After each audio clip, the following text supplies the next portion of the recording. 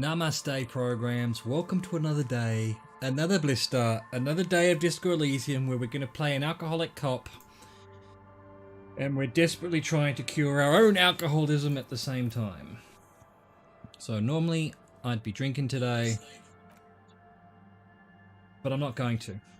I'm not drinking today. I'm going to try not to drink ever again, but of course that is not a plan to put in action. But just today. Let's get through today. Let's get through tomorrow. Haven't had a drink since Tuesday, which normally Tuesday and Fridays I have drinks. So yeah, this will be the height of the very mild withdrawal symptoms. Let's face it, alcohol's not that bad. It's the psychological part that really we need to get on top of. So I guess Kim wants to have a chat. Let's have a chat, Kim. Kim?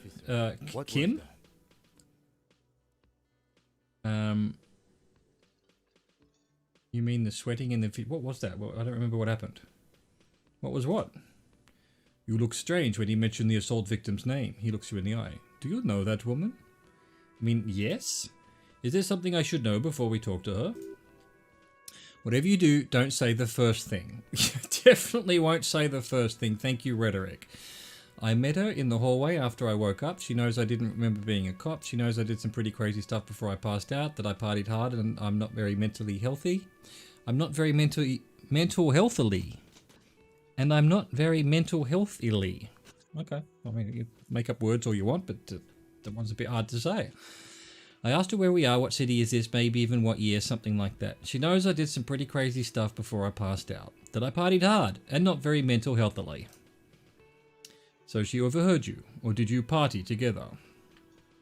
She overheard me listening to music and doing weird things from her room. It's the one next to yours. Anything else? I asked her where we are, what city this is, maybe even what year, something like that. He shrugs. That's clearly your interrogation technique. Anything else? She knows I didn't remember being a cop. Okay, he nods. That's manageable. I met her in the hallway after I woke up. Understood, you were not in a good shape Monday. Nothing, let's move on. Well, we'll be alright, Lieutenant. This is nothing. Healed morale. Nice. You feel fortified by his assurance. It's going to be alright. Is it, Kim? Is it? Is it really? Is it though? Oh, thank you. Thank you. While I was reaching for my water, I wasn't reading what was on screen. The game's ahead of me. Is it though? Nothing? You're still in for a bumpy ride here. Try not to mess it up. Okay, so we need to do the trap, we need to talk to her upstairs. What are the odds? So we still need to sing karaoke, it's only 72%, I don't want to risk it. Keep searching for the caller. Don't know how to do that. It's the new day, so I can definitely do that. That's risky apparently. That one I can do during the day, I guess. That one I haven't found. I've lost Idiot Doom Spiral. I don't know where he is. That I can do now. I don't know how to convince her. That's all basically the same thing. Well, let's talk to the assault victim. Try to get the bottom of why this guy was justifiably murdered. And this psychopathic, violent mercenary who goes around raping people. Oh, what an absolute sad story that he got killed. We are all so sad. The door is closed. Knock. Who is it? A woman's voice answers, muffled by the door. Drama. Tired. Controlled. Kim, this is the police. Can we come in? Door to room 3. Come on up. The door is open. She shouts, I'm drying my hair. Perception hearing. Sounds like it's coming from upstairs somewhere. You could snoop around before going up. That's an interesting story, except I don't know how you get upstairs. I've seen her from another angle. Smoking on the roof. Why is there a thing in my room here? Kim tries to unlock your broken down bathroom door. Empathy. Kim also tries not to look at the pile of tape viscera on the carpet, or the weird suitcase on the hat rack, or the potted plant dying in the corner, but it's all just too morbid to ignore. Savoir faire. The man is finding it hard not to trip on the tape and not to send any of the bottles rolling across the floor. Endurance, where unidentifiable sludge makes it hard for him to breathe. Smells of vomit in here. You're looking at the destruction. I'm sorry for this. I did it my way. This is where the magic happens. Say nothing, nod stoically. I did it my way. Had to. I had to. I'm sorry. Please forgive me. I can see that. He takes a step towards the door. You're the RCM's own soldier of the apocalypse, aren't you? Yes. Wonderful, he nods, then looks towards the exit longingly. I'm bringing forth this apocalypse. Single-handedly if I have to.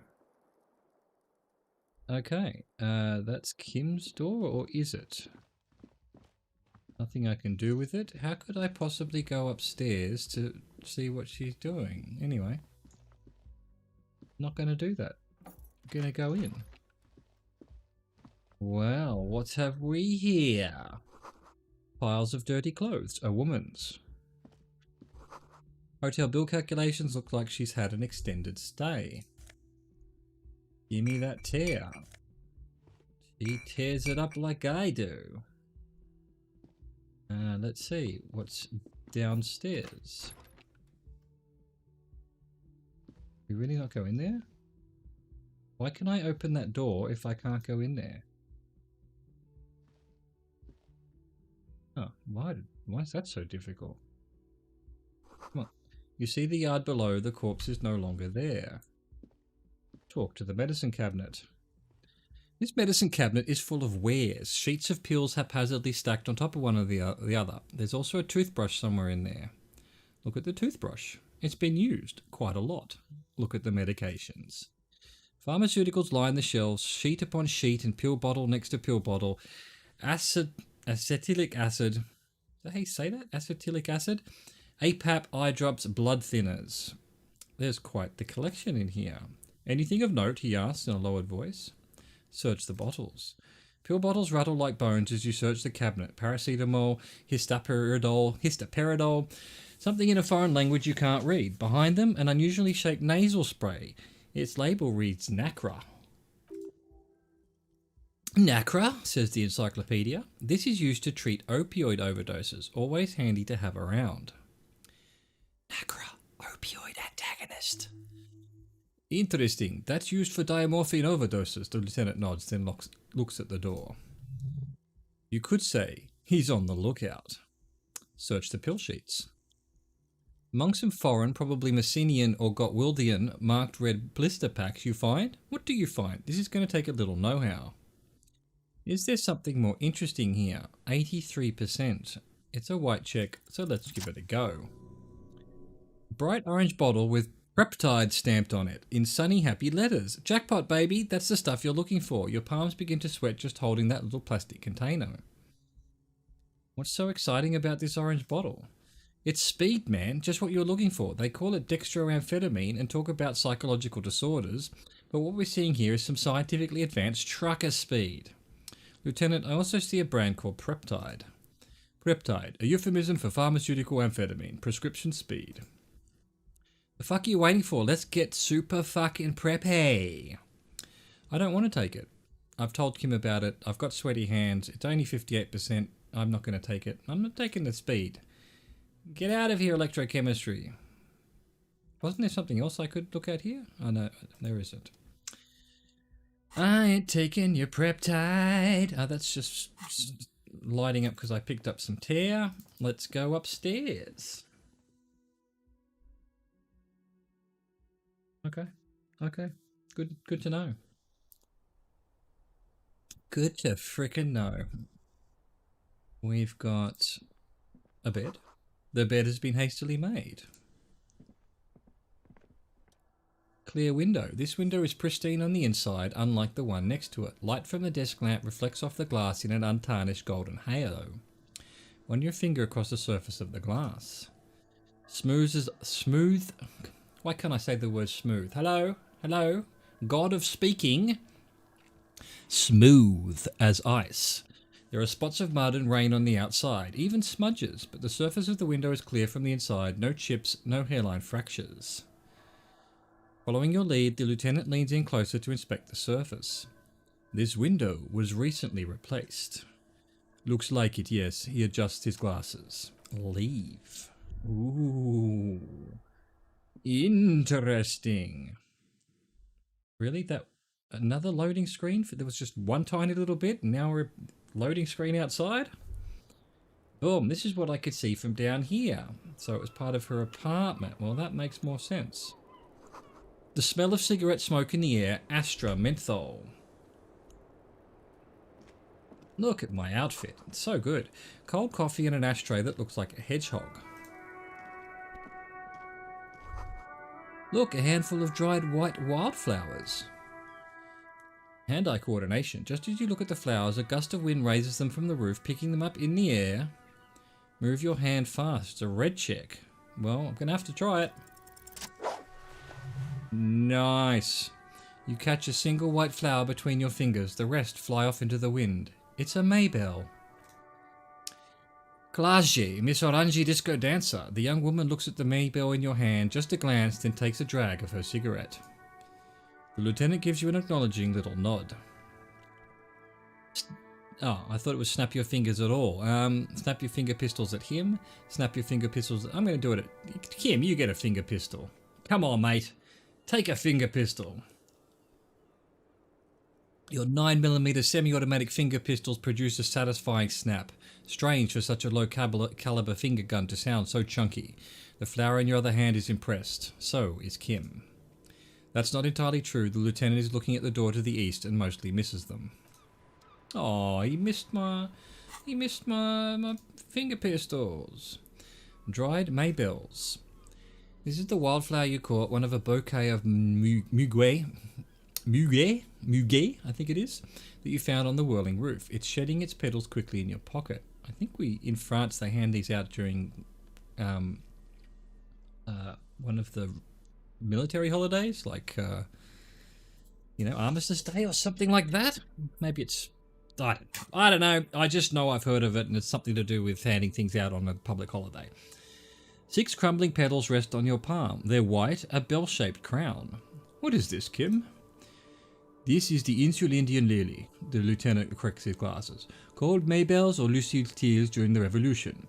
Girls used to pin these on soldiers before sending them off to battle. Encyclopedia. This flower is a spring flower, but it's a bit early for that, isn't it? Yes. Who pinned them which side? Does this flower blossom in early spring? It's a coincidence. Is it a coincidence it being on the roof? Who pinned them? Which side? The revolutionaries, so the communards and the anarchists. White's their colour, but the custom started in the suzerain's army, so it held meaning for the kingsmen too. It's about girls and boys more than size. We need to practice our accents before we, go fully into this accent thing. Girls sending off boys who are going to their deaths, then also dying themselves in the ruins from dysentery and consumption. It's a symbol of the Civil War. Does this flower blossom in early spring? Yes, but not this early.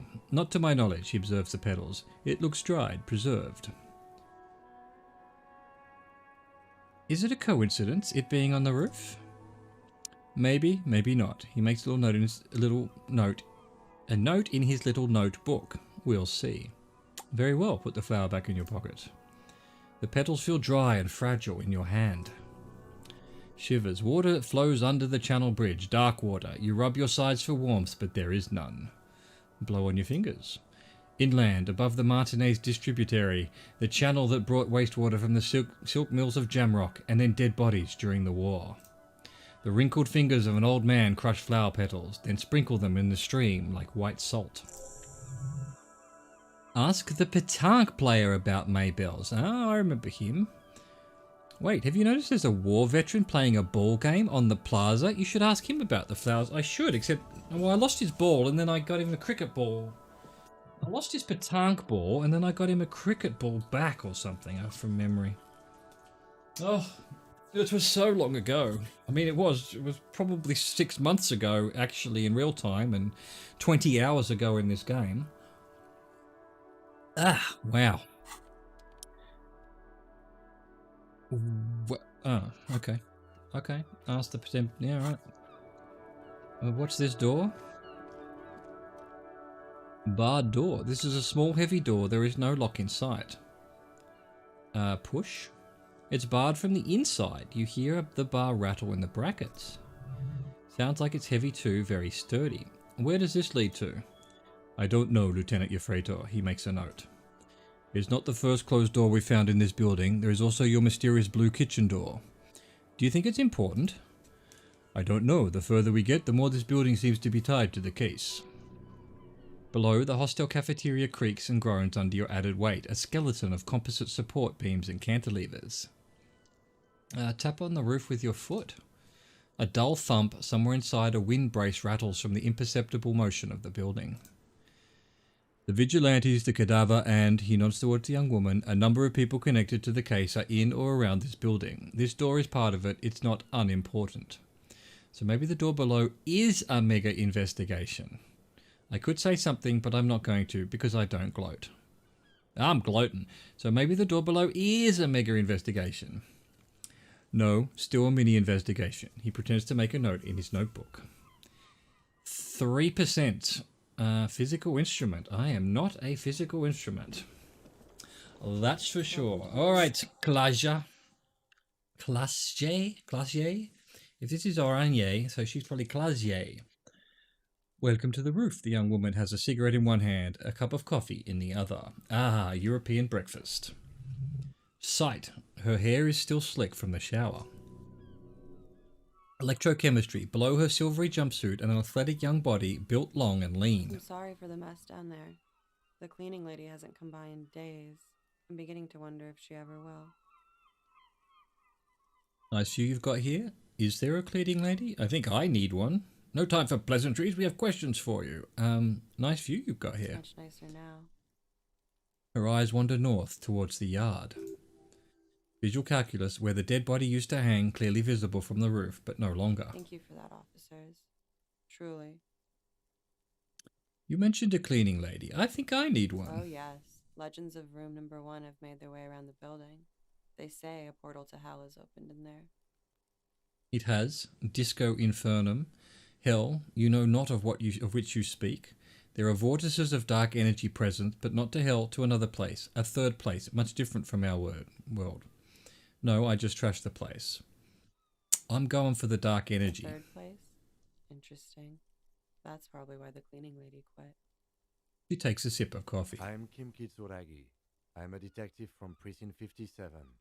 I believe you have already met my colleague from Precinct 41.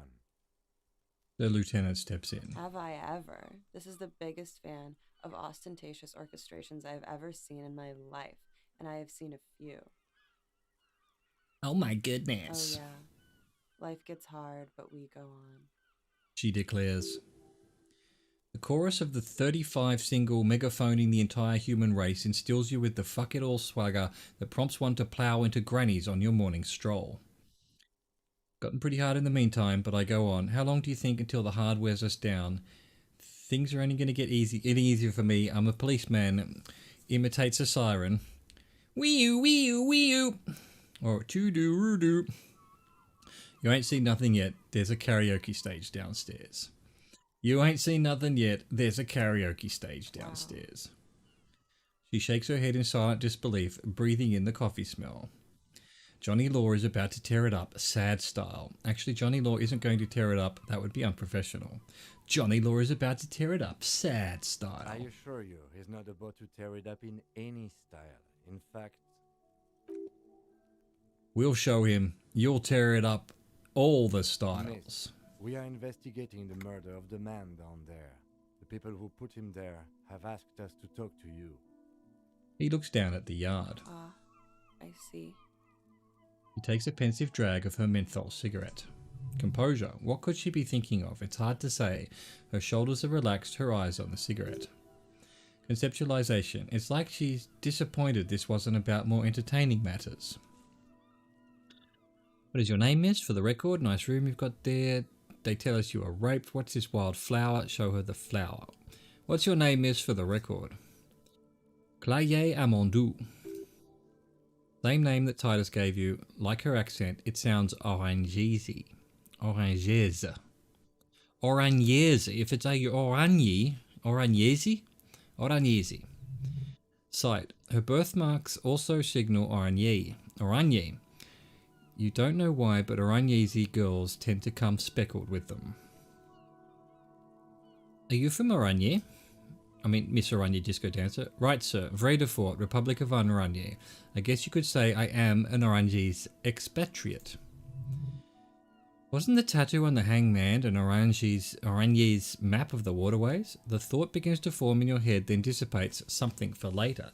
Oh, so is this a Game of Thrones situation where everyone assumes there was a rape, but in fact they were just eloping together or something? Well, let's hope so. Let's hope so. Although then the guy got killed for nothing. He was a scum anyway. Look, let's find out. What is Oranje? A bad memory, officer. The Republic of Oranje is a democratic nation on the Mundi Isola, north of here, over the sea and across the Pale. It's one of the 6 major Occidental nations to hold stake in the continued occupation of Revachol, the coalition. People consider it a reasonable superpower. Reasonable? They will make you into a fiscal colony, divert your natural resources, hold patents and shares, but they won't threaten to wipe you out at any time, like Revachol did in its prime. A bad memory of what? Of lilacs and lightning. She squints her eyes as if to see them in the distance. Parks, glass, duraluminium. Vredefort is a conference city. It's always autumn there, and night, at least it was for me. What's so bad about that? Nothing if you're no longer there. How old are you? I'm 28. She takes a drag. What do you do, miss? What is your specialization? Something stupid. What's that? Orangese lit. Orangese lit? Orangese literature. It's what I studied at the university. She raises both eyebrows. What is Orangese literature about? Fear of failure, fear of death. How it sucks to be Orangese. All national literatures are, only the name of the nation changes.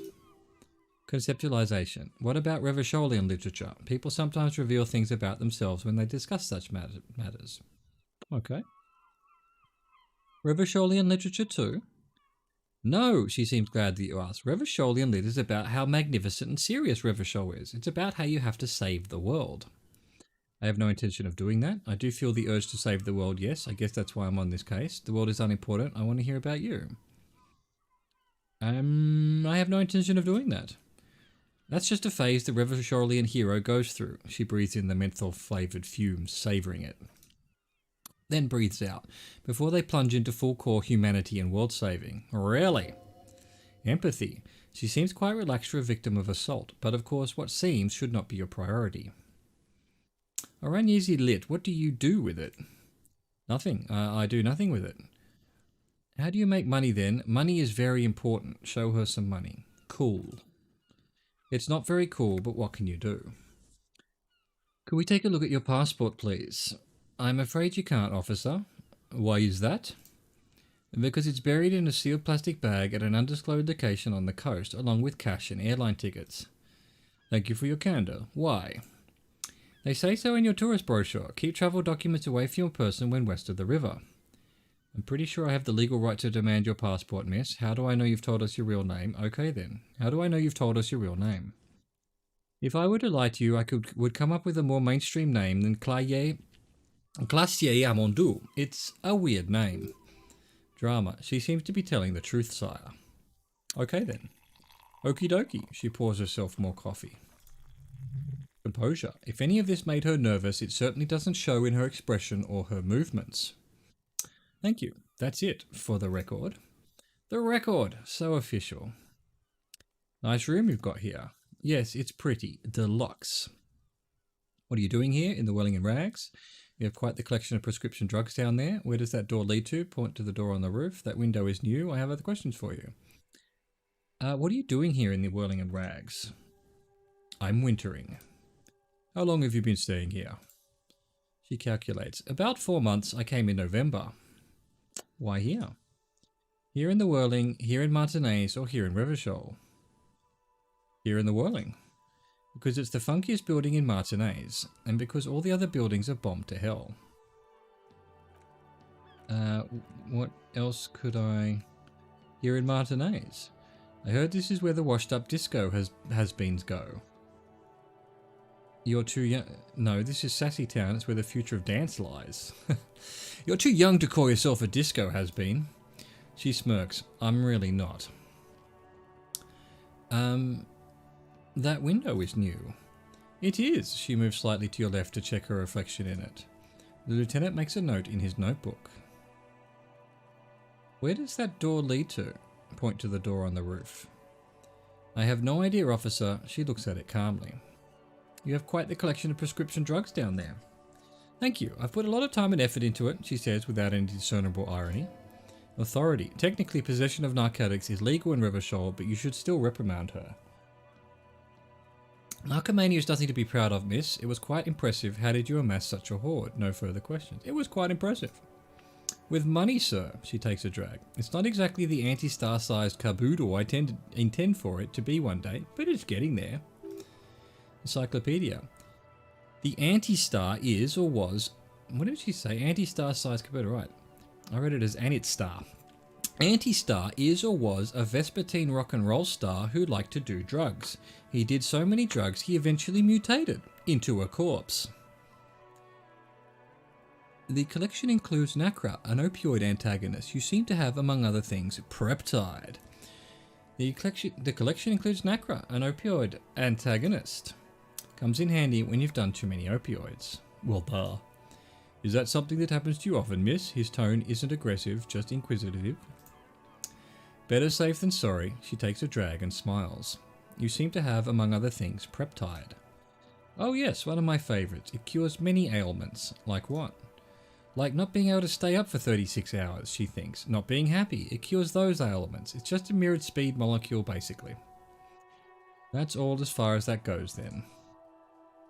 Very funky. She takes a drag, looking you straight in the eye. What was that? Funky Town? Won't you take me to my funky town? What's funky? Believe me, you don't want to get into that shit. She flicks the ash from her cigarette. I do. Oh no. No. She leans in to inspect your sideburns. You've got it bad as it is. Encyclopedia. Funk is an aggressive resurgent of the new aesthetic of the Revacholian 30s, but this time originating in Grad. It's brought there by the Illimaran diaspora. Funk is more masculine and guitar-oriented than disco, even more dangerous. I have other questions for you. Okay, she takes a pensive drag of her cigarette. Watching herself reflected in the bedroom window, tall and sparkling and draped in smoke. What is this wild flower? Show her the flower. She looks at the dried petals in your palm, then lightly touches one with her fingernail. Sight. Chipped white polish covers the nail. It's long and sharp like a mini dagger. The petal crumbles on contact. You killed my flower! Pretty. Looks like a dried maybell. Is that the one you caught? Sambo style? Why was it there? Sudden change of topic. Sudden change of topic. Alright, she nods and takes a drag. I like it sudden. They tell us you were raped. It's a bit early in the morning for raped, isn't it? And what does that mean? Were you? Yeah, she draws the word out. I'm going to go with not raped. I can't say that stuff about him. Tell them it's not my style. They'll have to, you know, if they want to jazz up the charges, they'll have to get someone more. She searches for the word, then shrugs. Rapeable. Drama. It's all very organic, her mannerisms, her movements. If she's acting, she's quite gifted. Rhetoric. By they, she means the Hardy Boys. Kim. Are you saying you were asked to tell us you were assaulted? Not explicitly, but I understood what they meant. It wouldn't hurt to spice things up a bit. Some assault and battery, sexual assault maybe. It was clear the latter would be spicier.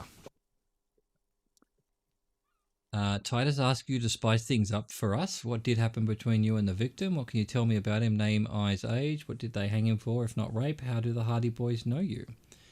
Titus asked you to spice things up for us? Pretty much. She cradles her coffee in both hands, warming them. What did happen between you and the victim? We partied. Wait, partied? Where have I heard that before? You mean like birthday party? What kind of partying? Point to your bloated find. The kind I do? I don't get it. What do you mean partied? What kind of partying? Point to your bloated face. The kind I do? With all due respect, sir, I think we partied a little harder than that. Harder than this? Keep pointing to your face. I didn't know it was physically possible. Oh, it is, she takes a long drag. You're still alive. What did you do when you partied? We drank, sir. She takes a sip of her coffee. A lot. For weeks, basically. We had that effect on each other. We made each other drink harder. That's why I liked him. What else?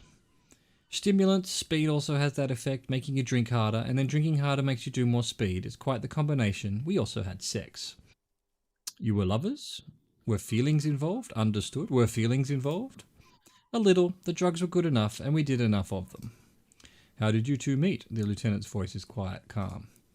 Downstairs, she taps on the roof with her 10-centimetre heel. At the bar, he was on some sort of assignment. A military man, as you probably know. He had a cool, scary scar. When was this? A month ago? Something like that. It must have been hard for you, point to the yard, seeing him there.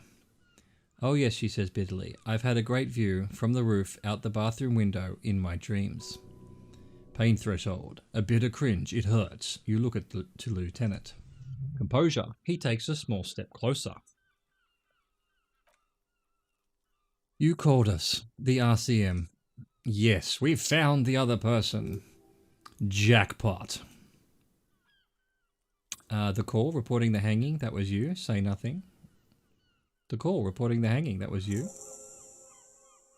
Task completed. Completed. Task updated. I made it, she nods, and I would appreciate it if you didn't tell everyone. In Martinez, they call it snitching. Reporting crimes is confidential in Rivershot, miss. The caller's voice was disguised.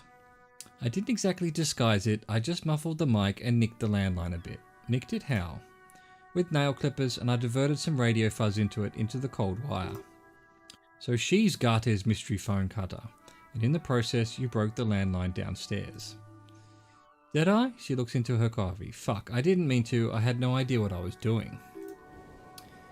Logic. More healing of morale I don't need. Jigsaw falling into place. This is satisfying. Good catch. I appreciate the symmetry. Interfacing. Still, that's pretty clever tampering. Simple and clever, crossing the lines like that. Seems like you had some idea. That was nifty. Thanks. She manages a smile. Drama. She looks a bit like a little girl who's just been complimented on her bike repair skills. Why go through all the trouble? I don't know, sir. It was stupid. I was drunk too. I was probably afraid the union was listening in.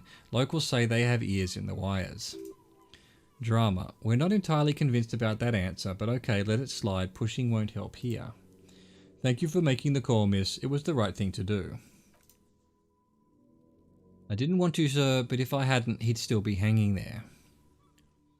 What can you tell me about him? Name, eyes, age? I'm sorry I can't do it. He puffs on his cigarette. Not right now. Later, maybe. I keep seeing him like he is now. I can't talk about his, I don't know, hair. Another puff, more nervous. I know it's difficult, miss. We can return to it later. What did they hang him for, if not rape? He had something to do with the strike. One has been roiling since I got here. Rotten timing, she thinks, but you probably know all about it. And his role in this strike was what? I think he was in security detail. He was ex-military, worked for Wild Pines and against the Union. We didn't discuss work much, if you know what I mean, but I understand it was dangerous. But I understood it was dangerous. And they lynched him for it? She nods. How did the Hardy Boys know you? They're frequent guests downstairs. She looks at the floor. It's tarred. They have a booth for union members. They're probably down there now. And how did you meet? Over drinks. It's been a long, boring winter. Did you party? A little, yeah. Like you partied with the deceased? No, not as hard. I'm sorry to have to ask you this, but have you had a physical relationship with any of the Hardy Boys? I have. Which one? Which ones, sir? I don't remember precisely. Titus, obviously, but as I said, it's been a long winter. Thank you for telling us all this, miss. She breathes a silvery sigh of relief and weariness. The air on the roof feels humid. We should head back downstairs, officer. The lieutenant looks at you. We may have things to discuss there. I had something else before we go. A little thing.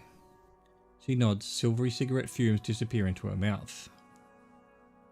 Look into her eye. 8%. Let's return to this later then. Why not? I'll be here until 11 o'clock, drinking coffee most likely. Most likely. Alright, we've moved on. Let's see. Speak to the assault victim. Confront the Hardy Boys. Question. Okay, Claudia told you she can't talk about him now, but you need specifics, height, build, etc. to ask a little later when she has collected herself. Alright. I eat, as they say.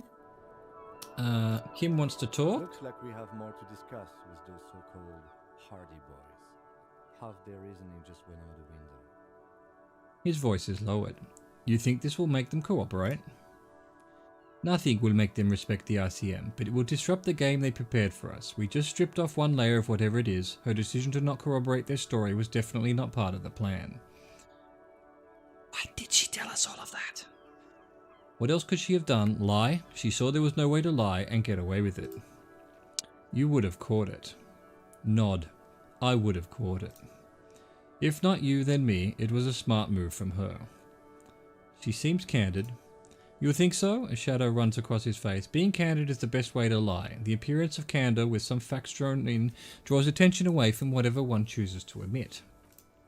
She may be trying to control the pace of the investigation. Anyway, we should move. I suspect our inquiries will bring us back here soon enough. Right. Right, I see. Let's save before we forget. Let's get out downstairs. That'll take us downstairs, hopefully. Wait, was that another door there? Fuck it, we'll be coming back this way one day, I suppose.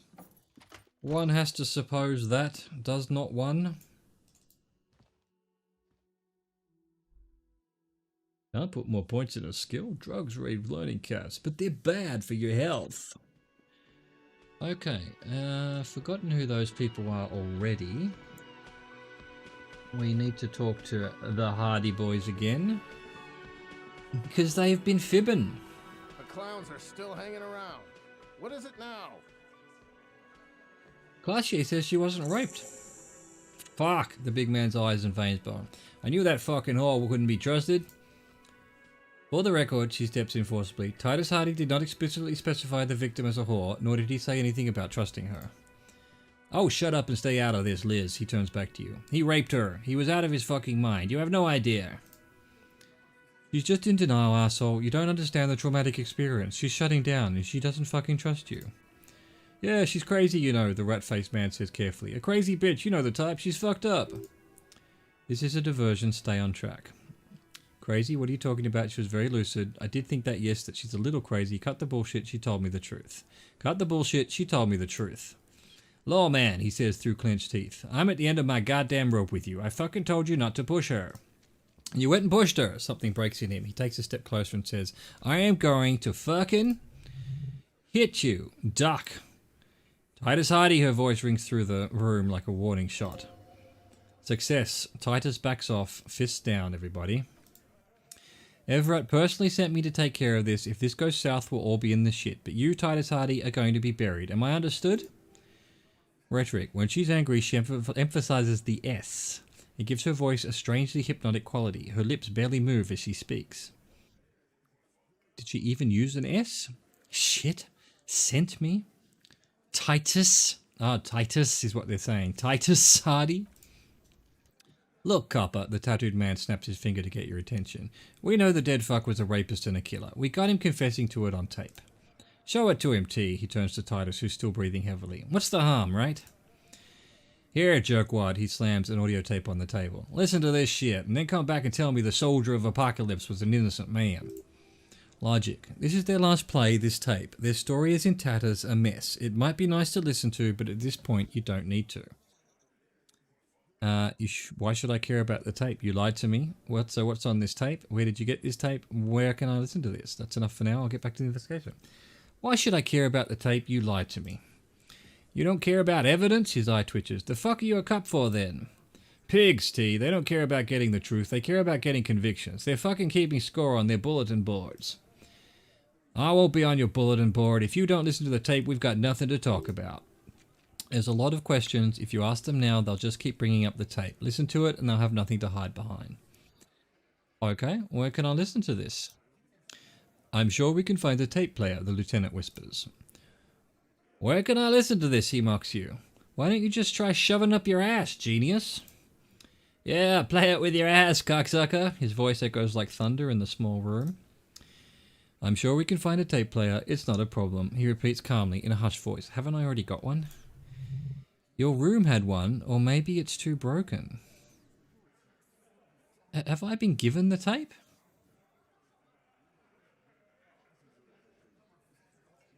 Where did you get this tape? You think we go into this shit deaf and dumb? You RCM aren't the only ones who know how to bug people. There's no university degree for that. Actually, there are a few. Cryptoanalyst, radio officer. Actually, there are numerous degrees you can get in signals intelligence. Yeah, like you have one, smartass. He looks to his left. There's a beer there that he forgot. Beer. So you've bugged them. How? We have machines, he nods. We're in logistics. How do you think a harbor works? It's advanced stuff. Understood. You've listened in on their communications. He takes a little note. How long? Since way before their chief started taking swaying lessons. Things got nice and quiet after that. Which one of you is doing this advanced radio work then? It's not advanced, the heavy man wheezes. You're just holed up in a coop all day, writing down what they say. It gets hot as hell in there, so I guess it's you. Don't put yourself down, Angus. It's important work. The chief picks his beer pack up to offer a silent toast. Yeah, man, you're like a radio genius or something. These notes are some in-depth stuff, indexes and shit. So what's on this tape? What's on it? We call it the Dorgunna Megamix. You'll know why once you listen to it. Now that is intriguing. You had me at Dorgunna. That's enough for now. I'll get back to the investigation. Don't forget your tape, lawman. He pushes the little tape towards you with his giant hand. Compliments of Titus Hardy. Take the tape. Fine, I'll listen to it. You do that, he says, adjusting his belt buckle. Oh, and keep it. Maybe you'll need a reminder of human ugliness one day. I'm going to take off for now.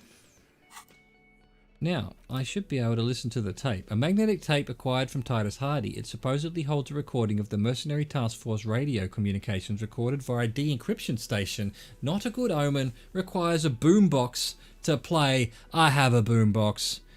I had a boombox. Where is it? A tool? Does it...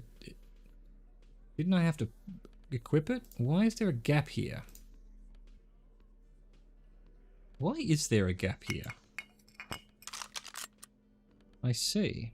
That's tape player. Equip this to play tapes. Here we go. That's what we wanted. Now where's the tape? Okay, what's this telling me? Dorgunna Megamix. He gave you a tape. Okay, let's do it. Interact. The porter reel is just what you needed. The reel's attached to the apparatus with a satisfying click. The tape is routed behind the magnetic reader. Play the tape.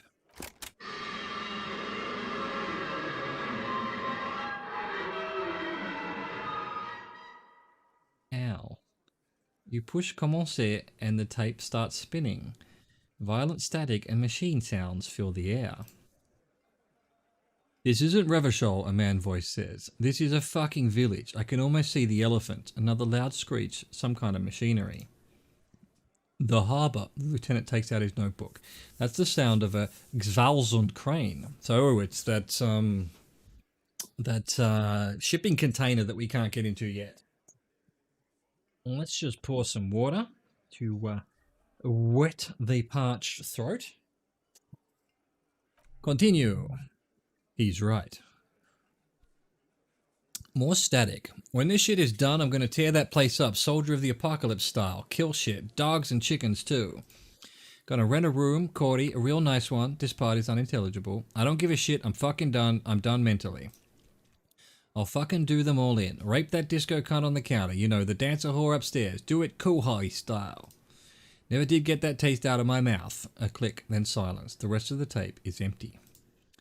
Lieutenant presses the button marked Arrêter on your porter reel. The tape stops spinning. What was that at the very end? Silence? End of recording. What do you think? It seems authentic enough, probably recorded off their shortwave, then edited to seem more incriminating. He sounds like he was on patrol around the harbour walls. I agree, he also sounded inebriated, but he did say he's going to do it. You can't edit words into someone's mouth. I think he sounded alright, just letting off some steam. But he did say he's going to do it. You can't edit words into someone's mouth. Indeed, but the lieutenant looks at the tape. You're familiar with his look now. It's his look of suspicion. Who is this Corty? Corty could be short for Cortenea. Cortenea? How shall we say that? Cortenea? Cortenea. One of the other mercenaries, the one he was talking to, probably the mountain at the harbour gates, Mr. Right to Work. What's Koh Hoi? A village on the Samoan Isla in South Thafra. Grad committed war crimes there, the kind of things he talks about. The South Thafra conflict is an ongoing proxy war between Grad and Safra. It has been hot for 12 years with the atrocities piling on, mostly committed by the Grad. You think he was there? Who knows? Maybe the tattoos could have an answer. He would need to know the story of this man's service. We would need to know. Rhetoric, a symbol of soldier of the apocalypse style conduct in a civil environment. Okay then, what now? I think we've got a few more questions for Claudia, don't you? He looks around. This seems to contradict her testimony, at least to some degree. As you take out the tape, the boombox tunes itself back to the cheery radio again, spewing out beats like it's Friday night. Alright, well we can put this thing back on. We don't need the tape recorder. And we're back up to Claye already? Why wouldn't I speak to the Hardy Boys first? Wouldn't that make sense? Wouldn't it? Save 60? Huh? The clowns are still hanging around. What is it now? So I've listened to the tape and I'm going to confront Claye with it. Smart boy, you go do that. Okay. Smart boy, huh?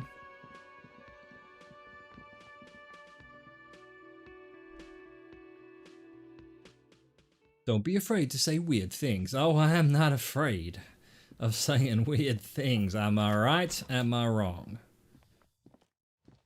Someone pass me a bong. Why can't I climb up the stairs? Here we go. I can now climb up the stairs.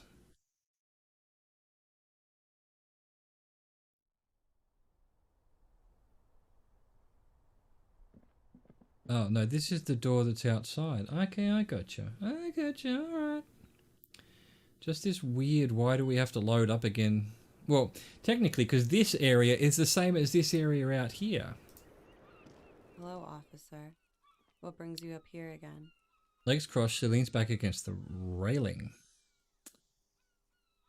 8%. Titus Hardy gave us a recording where the deceased states his intention to commit rape.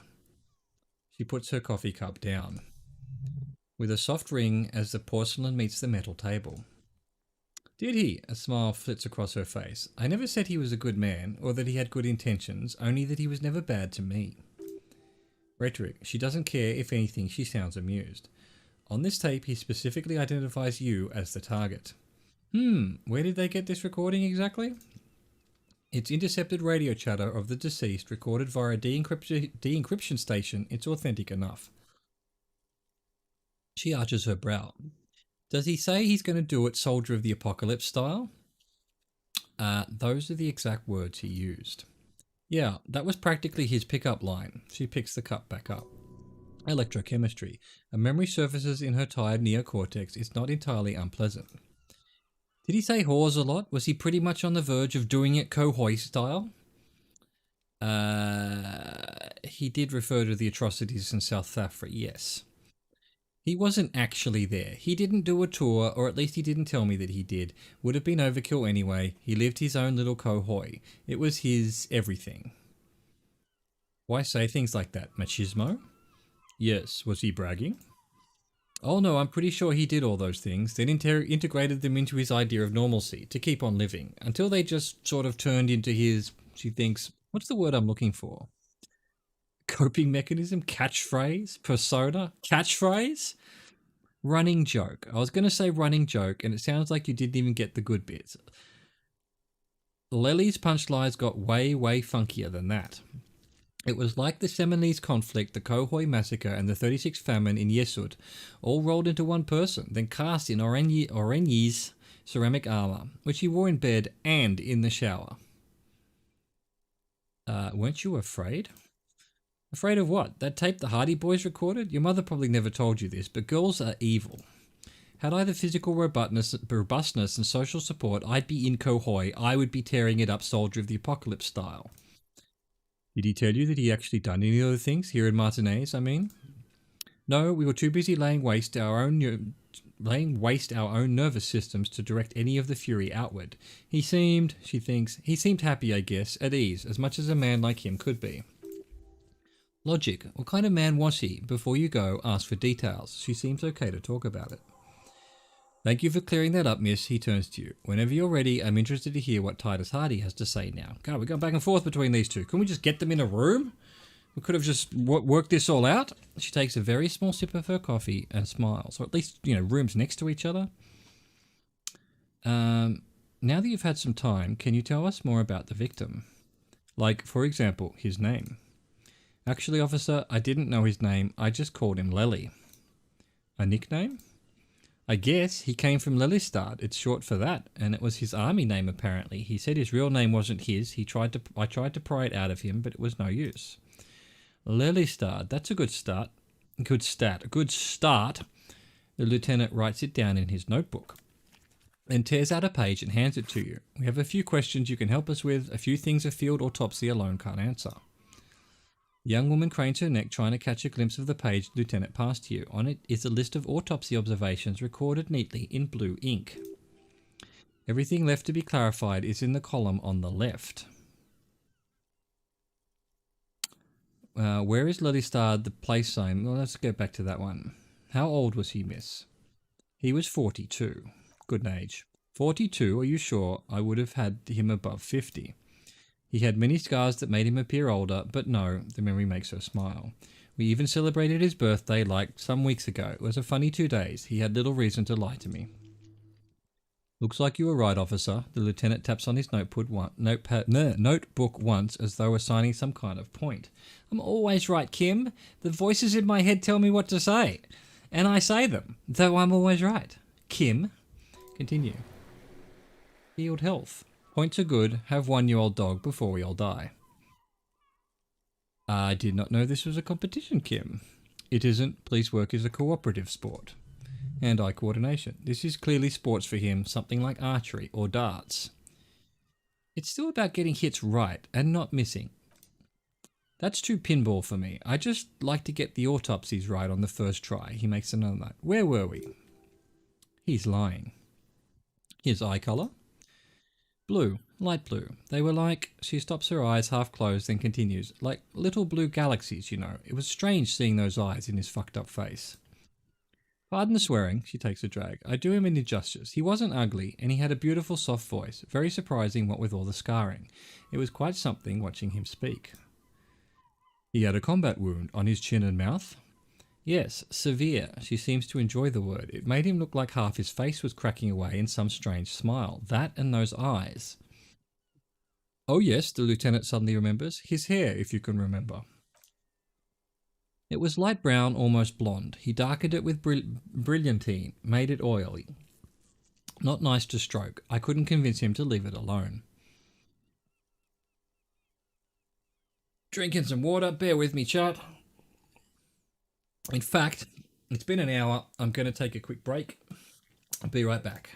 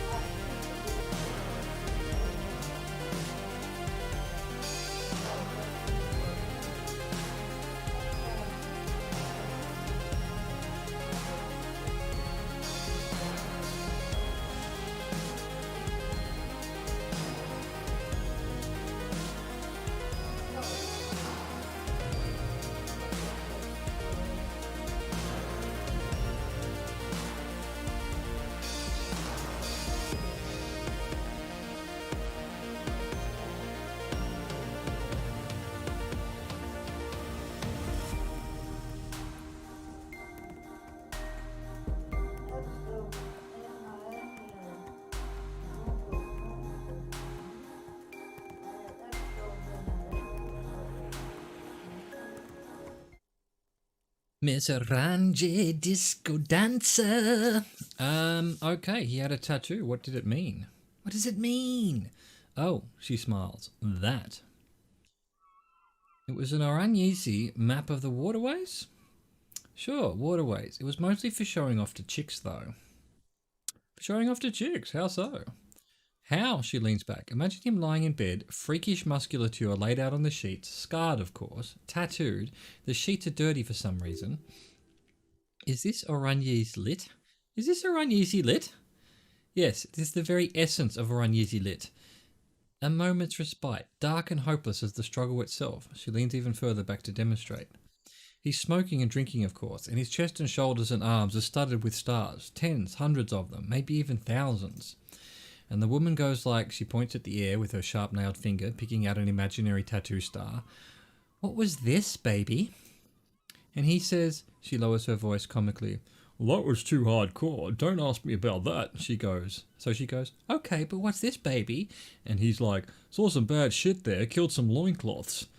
And so it goes, star after star, port after port, third world country after third world country, and he's done horrible things in every single one of them. You were the woman in this? Oh yeah, she nods. How can you tell us precisely what these means? Can you tell us precisely what these mean? Hand her the photo. No, thank you. She does not take it. I've seen enough of him dead.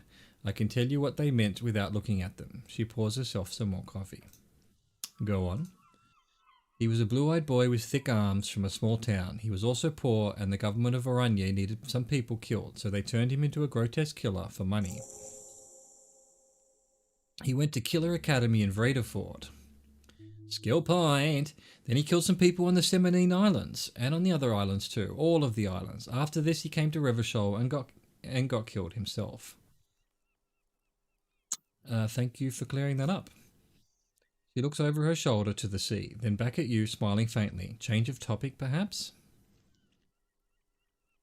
We ordered a toxicology report. Any idea what that will show us? A real rainbow splattering of pharmaceuticals, I'll bet, she grins. Barbiturates, amphetamine, sildenafil.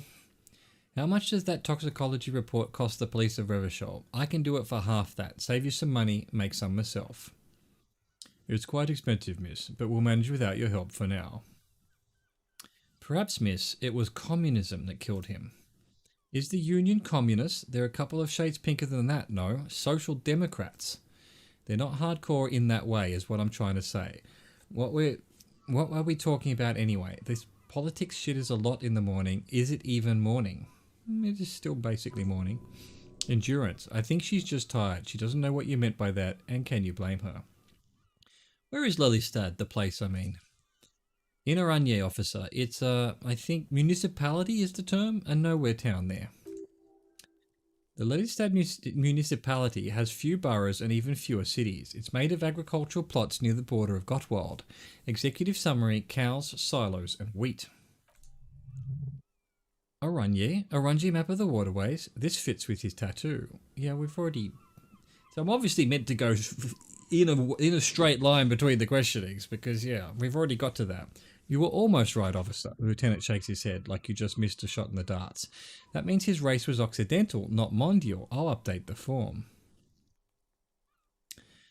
Look at Clasier. You were both from Oranje? Yes, we were compatriots. Did that bring you together? No, he was too old for that and from another part of Orangerik. I didn't even understand his accent. What brought us together wasn't Oranje, it was bad habits. Sex, alcohol. No love for Mother Oranje, but wasn't he a soldier? This could be worth pursuing. A military man, but not a patriot? No, he left the national service after they taught him to do what he did on Seminine. He wasn't the flag-waving kind. He was the making money killing people kind. He was by no means a stupid man. She takes a long drag of her cigarette, then washes it down with coffee. A people person, a small platoon leader, certainly not a patriot. You don't seem much like a patriot yourself. As an Orangesi yourself, did his lack of patriotism... Okay, you don't seem much like a patriot yourself. She hums. There is nothing on Monday. The old world is dead and we both knew it. Maybe Oranje did bring us together in loathing. I love Revachol though. She looks around, the wind in her hair. I hope she loves me too. I think we're finished with this line of questioning. Hand the lieutenant back his notes. All right, the lieutenant puts the slip back in his notes and observes the young woman for a moment. Coolly, gracefully, she pours herself more coffee. Still 8%. I need to talk to you about your room again. I'm not going to do, are you sure you weren't raped? I'm sure she's sure. Return to this later, miss. Wait, stop. That man, bloated beyond all recognition, was 42? It's what she said, yes. Below the damage, the weeks of decomposition, all the swollen indignity of mortality, he was 42 years old. Where is this going? How old are you? That's where this is going. 45,000 litres of raw alcohol has left its disfigurements. What lies beneath, you wonder? You could ask either one of them. Turn around. Miss, how old do you think I am? Huh? She leans in closer. How old do I think you are? Rhetoric. She's buying time to formulate the best answer. I don't know. 40? I was like 9 when OO peaked. That was what, 19 years ago? I liked them when I was 9. You couldn't have liked it when you were 40. Let's say you were 20-something, 25, a good disco age. 25 plus 19 is 44. I'm going to say you're 44. Wow. Wow. Yeah, I have a university degree, you know. She flicks ash from her cigarette. 44? I'm young. Absolutely. Age is just a number, man. Yes, miss, but the lieutenant disagrees. For him, that number is 56. Wait, this requires scientific measurements. Bring it on, I'm not afraid of the truth. Date of birth generator. To the laboratorium. What the feck is that? So, we have a new thought. Date of birth generator. Your face looks like it's 58 and your body feels like it's 60. Your mind feels like it's lived for 1 day or 100, both longer than they ought to be, the day and the century. But for how long then has this thing attached to your sentience walked past the planet crushed? Time to start racking those brains of yours, Elder One. When and where were you born?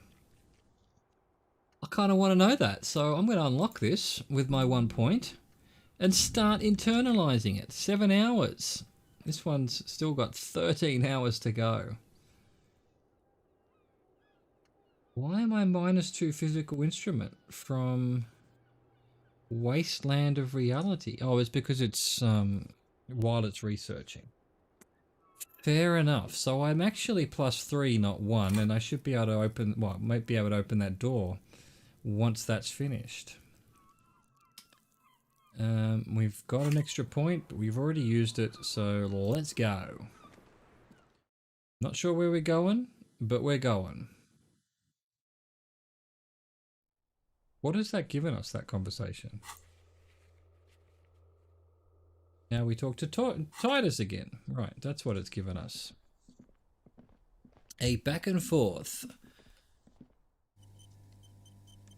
Revachol.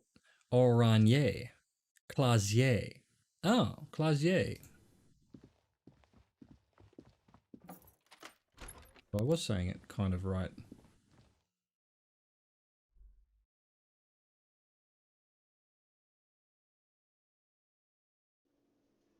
Okie dokie. Lemon squeezy. The clowns are still hanging around. What is it now? So I talked to Clasier about the tape, and he tenses immediately, chest tightens, jaws set, ready for another blow. And nothing. She stands by what she said. That fucking fucker. He stares at his beer for 2 seconds intently, then turns to you. You're the worst cops in Revachol. I gave you gold on that tape. Rhetoric. That fucker wasn't aimed at you. It was at her. Savoir faire. You caught him off balance. Push and he'll give way. Gold? It was just locker room talk. It's not evidence. It was dark stuff, but it didn't prove anything and it didn't change her mind. Yeah, it was bad. Honestly, I expected it to have more effect. She pretty much laughed it off, Titus. Fucking fuckity fucker, he shakes his head in disbelief. And what did she say then? That it's fine? People were supposed to be like that? It did not come as a surprise to her, and she definitely wasn't scared. Actually, I think it made her a little nostalgic. If anything, she seemed turned on by the whole door gunning thing. Titus, she said she would like to be a little door gunner herself if she could. If anything, she seemed turned on by the whole door gunning thing. Yes, in fact, the lieutenant looks at you, then him. I think she thought it was a little funny. Funny, Titus mumbles, his lips barely moving. No good goddamn psycho whore. Logic. Seems like they wanted to give Clausier a second chance to play along. She still didn't. Alright, he slams his giant fist on the doorframe. All fucking righty then. I guess it's good then. That fucking...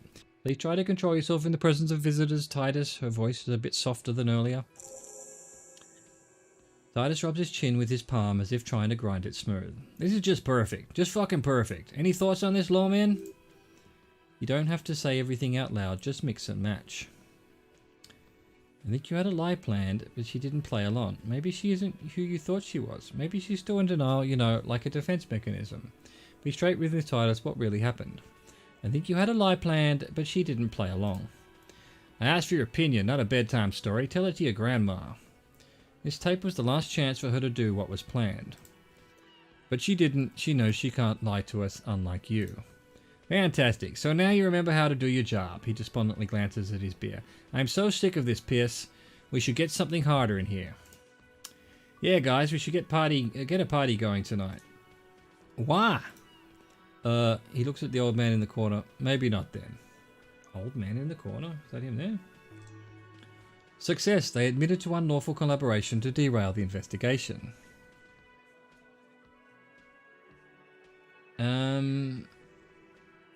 Maybe she isn't who you thought she was. Nah, I know her. He looks up at distracted. She's just a girl in over her head.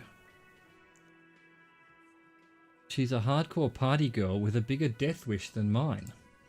Yeah, he cracks his knuckle thoughtfully. You're right about that. She takes way too many drugs.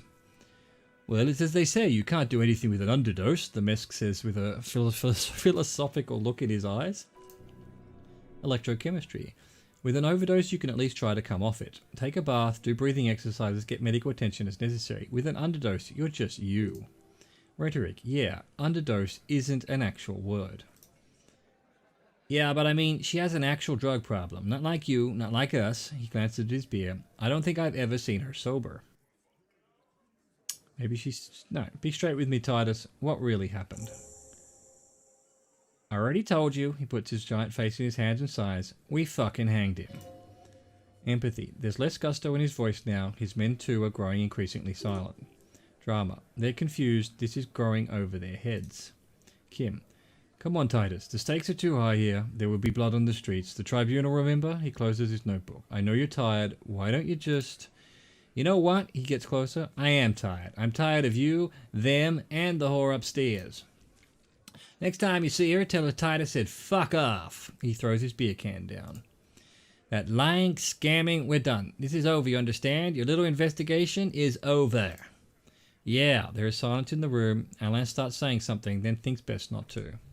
Sight. On the floor, beer drips out of the can into a small puddle. No one does anything about it. What is this quiet funeral shit? We need some beers in us. He looks around. Bartender, 20 beers for the Dock Workers Union. Garter. Why don't we make it 40, huh? The man shouts from behind the counter. Why don't we make it 100 beers? You're not loud enough. 100 beers, now we're talking. Glenn livens up. Hoppity hop over here, cafeteria manager. Electrochemistry. The window might be closing. The more beers they get in them, the less cooperative they will be. Convince Titus he is being manipulated. 72% white check rhetoric. Mention surreal play. Everett asked to cooperate. Push Titus on the tape. So I shouldn't have done that. Warned about the tribunal. Discussed 8th Hardy. Let's try it. Yes. Convince Titus he's being manipulated. You should know by now. Titus Hardy will never falter. One of his boys will. Just remember, it's about more than Clausier. It's about these men in Martinez, their district, their responsibility.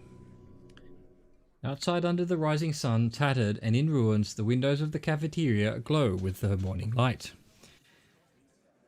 That's it then, case closed. Look around. We're going home, Kim. Huh? The lieutenant raises his brow. He'll get it. Go on. Write it down, Kim. In Martinez, they just kill you because they don't like you. Got it? He takes out his notebook. Kill you because they don't like you, all because... Or because you work for the wrong people, maybe. Because they like killing, because you're a foreigner. Or because you work for the wrong people. Goddamn right, this is Uniontown. You work for the company. We will kill you. Fuck, Dennis. We don't kill you if you work for the company. Half the labor works for the company.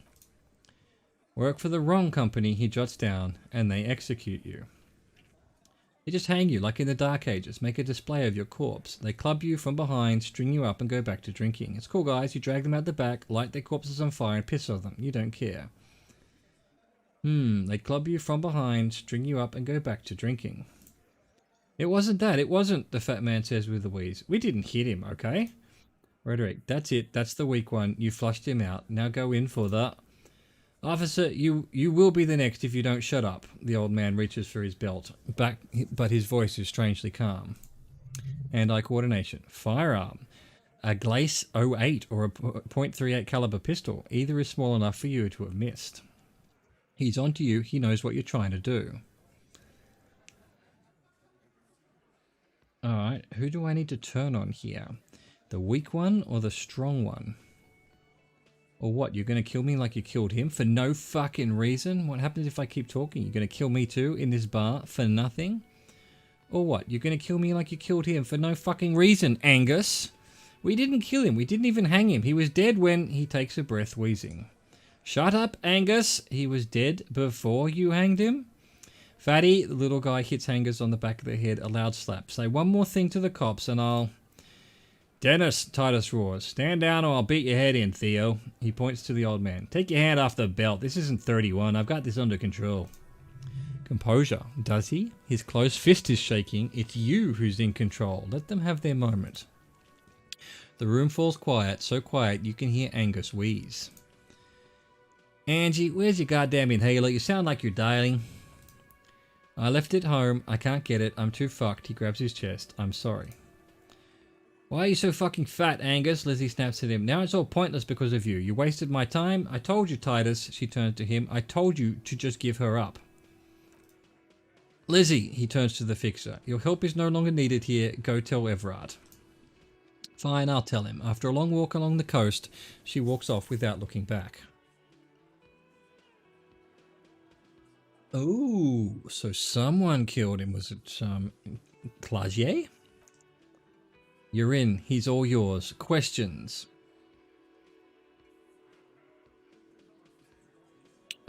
Should I apologize? I don't feel like that's a good idea. So you didn't kill him. He was already dead. He nods. You hanged the corpse to cover up the real cause of death. What was it?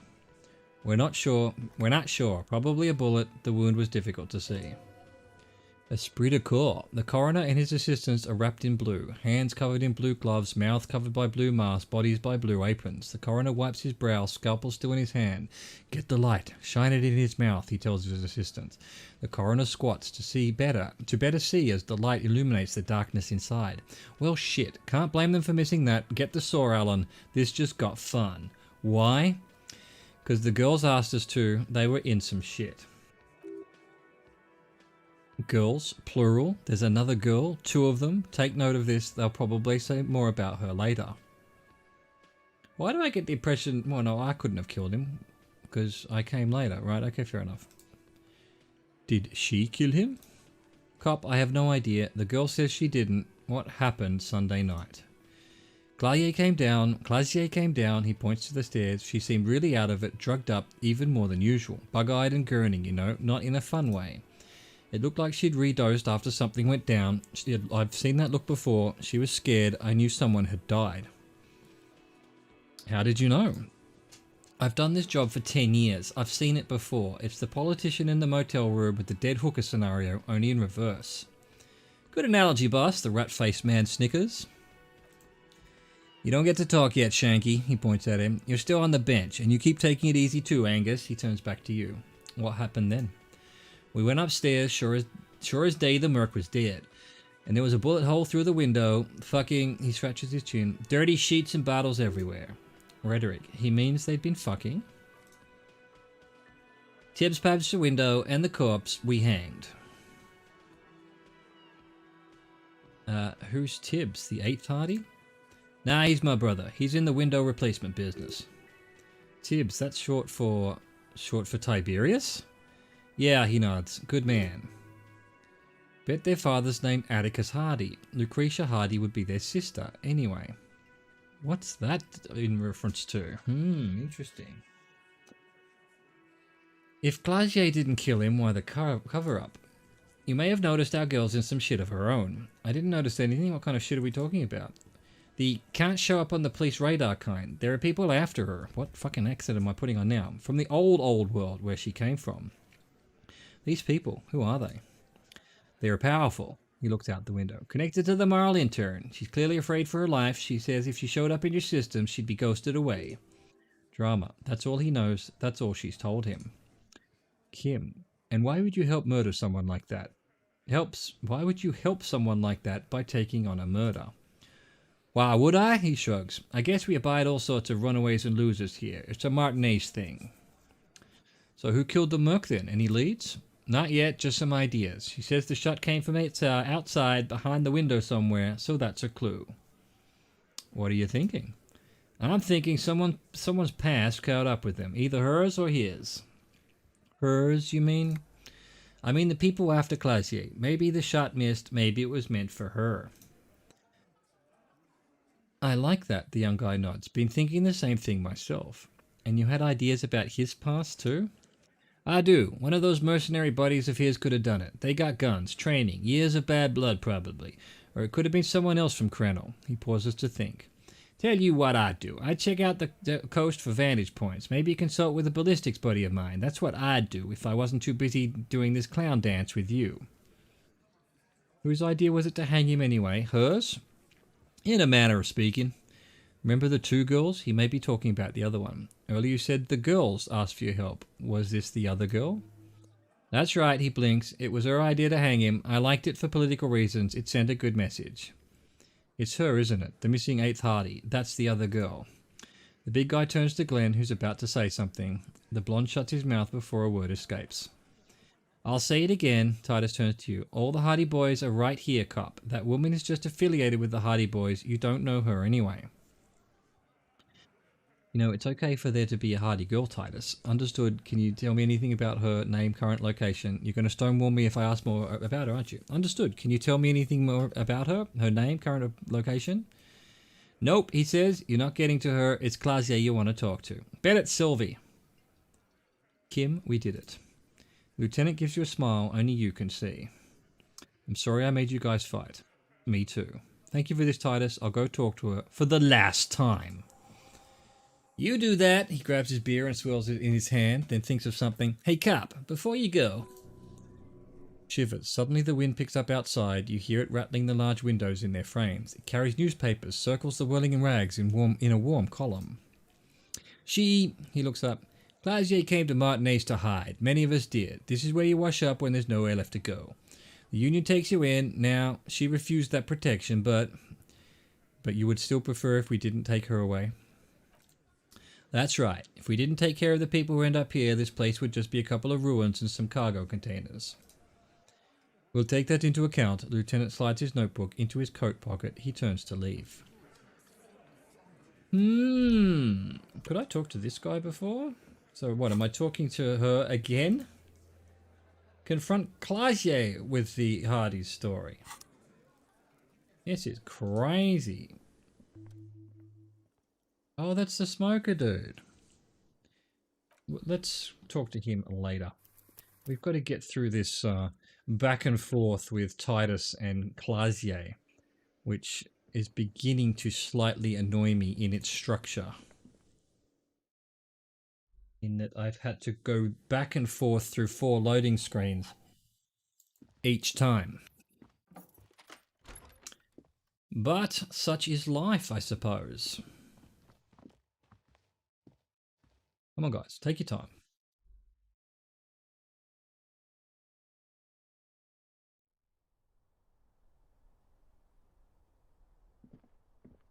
Clausier, shall we arrest you for lying? Clausier. It's always good to see you. She cracks a weary smile, leaning back against the railing.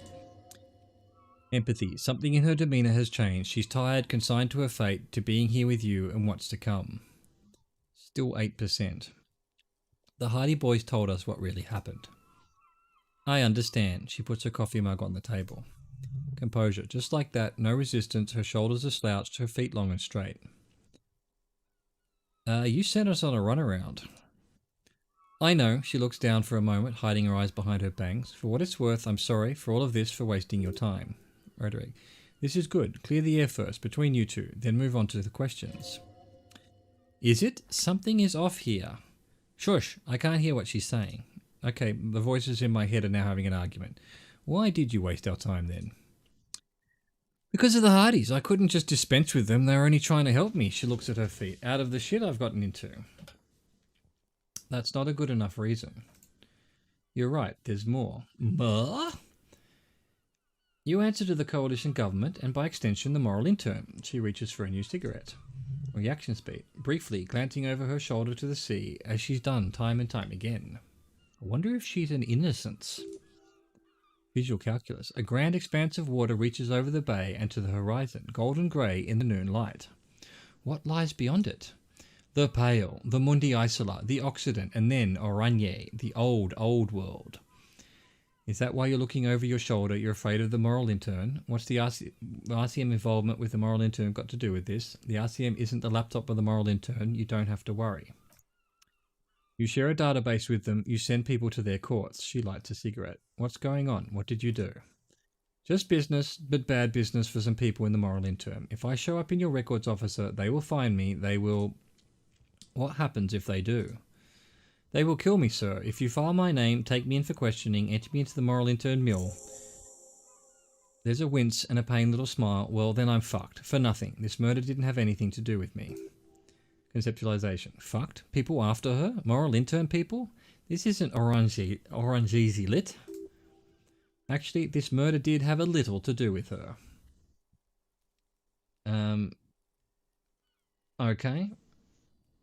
You said you studied Orangesi lit. What is it with this fugitive stuff? What did you do to have these people after you? Let's do this one. I also had a... Hang on. Did I click on that? I thought I clicked on the second one. You said you studied Orangesi lit. What is it with the fugitive stuff? I did. I also had a side job selling insurance that I was really good at. Got picked up by a bank. Competitive intelligence, they called it. After that, I sort of, she smiles, transitioned out of the whole culture scene. What did you do to have these people after you? It's not nice, but it's not illegal, not here in Revachol or even in Oranje. What exactly did you do? Industrial espionage. I joined a business collective with the intention of betraying them. I did my job well enough to be asked to do it again. With a bigger company, the kind you really, really don't fuck with. I took their ledgers, 2 decades worth of accounting. He taps on his notebook. I need the names of the companies involved and who hired you. The job was Lousdouin County Savings Bank. They sound small, but they're part of the Loose Cap conglomerate. That was the second job. The first was some printer company. You wouldn't know them. As to who hired me for the job, I don't know, but they're after me too, along with Loose Cap and their friends in the MI. She breathes out heavily. Once you're done in the competitive intelligence circuit, you don't have allies, you're radioactive. Encyclopedia. Loose Cap. These people engineer financial disasters in second world countries. The conglomerate also includes the Bank of Consecration, Earberg, and the popular Papa Lolo line of dairy products. Papa Lolo? I'm sure there are people who have done much worse than that. Serves them right. When I am king, this savings bank will be the first against the wall. You're right, this is bad. You've destroyed what people have built. Serves them right. When I am king, this savings bank will be first against the wall. This was not a joke. Real people lost their jobs, not just in the C-suite either. Good people. What I did to get to accounting, she shakes her head at the thought. A lot of people got hurt, she concludes. But that's just one more of my shit you shouldn't have to deal with. You're solving a murder. Sorry, chat. Got to make another quick break. See what's going on with my grandmother. Be right.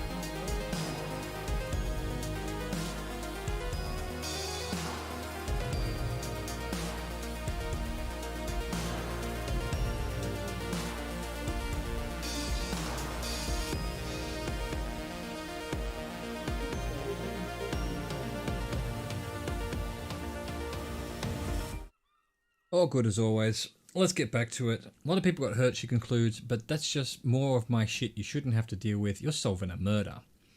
What happened here the night he died? We were there, she points to the window, the silhouette of the bed is visible. Together. In bed, I mean. Tell me exactly what happened. Okay, she takes a deep breath. He was in a kneeling position. He had just entered me. I was on my back looking at him. I heard the window behind me shatter and I turned to look. There was a hole in the glass. I turned back to him. She breathes out, a moment silent. His eyes were looking through me and his mouth was open, dumb.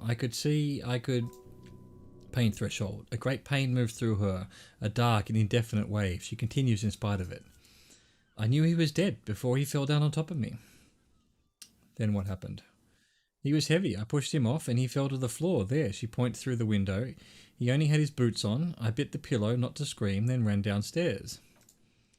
There's a long pause. She just stands there, her arms at her sides. Then she continues. I waited for the second shot to come for me. I thought there would be one. It never came. Perception sight. She's forgotten about her cigarette. The butt has burned right down to her fingernails. I'm sorry this happened to you. So am I. She looks down. Her cigarette has singed her fingers. She throws it away and immediately proceeds to light another one. What time was this? When did it happen? It would help us if you could be as precise as possible. 11:30 to 12:15. I don't know the exact time. Around midnight. That's okay. He makes a note. Were you inebriated? Not as much as usual. He'd done a line plus other things. I was drinking. Action speed. Wait, Titus said she was gurning her jaw off. How much more than usual? Titus says you look pretty high. Oh yeah, she tilts her head. I did one of his lines just to clear my head. Electrochemistry. Good thinking. Clear your head. You should clear your head. Get into his mindset. Did you hear or see the shooter in the course of this? No. What did you do then? Nothing. I was trapped. I was stuck in my room, downstairs. I got some clothes on and crawled back up, drew the blinds. Blood was coming from his mouth, not a lot, just a little. He was still on the floor, slouched. I couldn't be there with him anymore, so I ran down and out of my room into the hallway. Down the stairs, I knew there would be people there. What happened after you ran downstairs? Sylvie was tending the bar. She looks down. A lot of people were there. The Hardys were at the table in front of the stage. I think the union box was full. Ruby was there too. They were having such a good time. She pauses. I sat down and they all welcomed me. I didn't even have to say anything. Ruby knew something was wrong. Ruby? Before we continue, who is Ruby? Ruby, you know, the leader. The leader of what? The Hardy Boys, she says as if it's self-evident. I thought Hardy was the leader of the Hardy Boys. Well, nominally, yes. Ruby's the one they go to when things happen, like things they need taken care of. She's the organizer. Authority. This Ruby, in her phrasing, is entrusted with great power. She trusts her, so do the others. Okay, let's go on. What then? Well, Ruby said let's talk upstairs. I showed her the room. I've known these people since December. They know my situation. That I can't leave a paper trail. Ruby was the first one I told. She said she'd take care of this. It's what she does, you know. Take care of things. I helped her get the body to the bathroom. We used a belt to pull him up to under the shower to keep him upright. Sight. To mislead you. They were tampering with the body. To produce lividity matching a hanging? Yes. We completely missed the tampering. Looks like you got there in time. What was this, 20 minutes after death? About 20, yes. Ruby explained it would make the blood, you know what it does. She looks at the ground, then raises her light brown eyes to meet yours. Then what did you do? Ruby went outside to talk to Titus and the boys. I was just looking at Laylee.